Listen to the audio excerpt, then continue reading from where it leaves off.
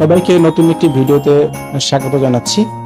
আজকে আমি আছি খুলনা জেলার পাইকগাছা উপজেলার সদর থেকে আমি সোলাদানা বাজার দিয়ে যাচ্ছি এবং এই সোলাদানা বাজারে যাওয়ার যে রাস্তা, এই রাস্তাটি পাকা রাস্তা এবং বিশেষত্ব হচ্ছে যে এই রাস্তার দুই পাশ দিয়ে যতদূর চোখ যায় শুধু চিংড়ির ঘের।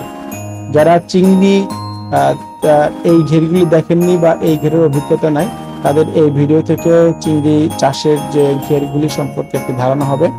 আর এই চিংড়ির ঘেরের মাঝখানে যে ছোট ছোট যে ঘরগুলি রয়েছে সেগুলো দেখতে খুবই সুন্দর। অনেক বড় ঘেরের এক কোনায় একটি ছোট্ট কুড়ে ঘর। এখানে যদি এক রাত থাকা যেত বা যদি এখানে পিকনিক করা যেত তাহলে আরো বেশি মজাদার হতো। এই সুন্দর রাস্তার দুই পাশে প্রচুর নিম গাছ দেখতে পাবেন এবং এই লবণাক্ত মাটিতে অন্যান্য গাছগুলি বেঁচে থাকতে পারে না, যেটি নিম গাছ বেঁচে থাকতে পারে, যার কারণে এই রাস্তার দুই পাশ দিয়ে মাঝে মাঝে দেখবেন নিম গাছ।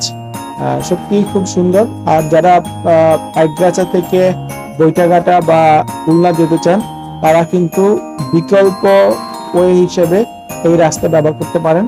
এই রাস্তা ধরেই আপনারা সোলাদানা বাজার থেকে খেয়া নৌকায়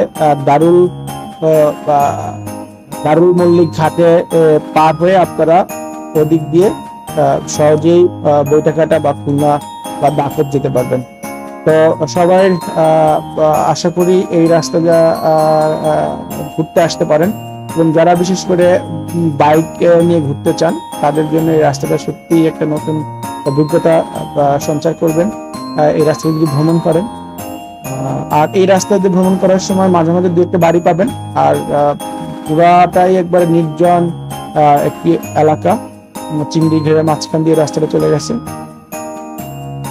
আসুন বাংলাদেশ ভ্রমণ করুন, বাংলাদেশের আনাচে কানাচে ঘুরে দেখুন। এক একটা জায়গায় এক এক রকম পরিবেশ। এই সুন্দর বাংলাদেশের সৌন্দর্য উপভোগ করুন।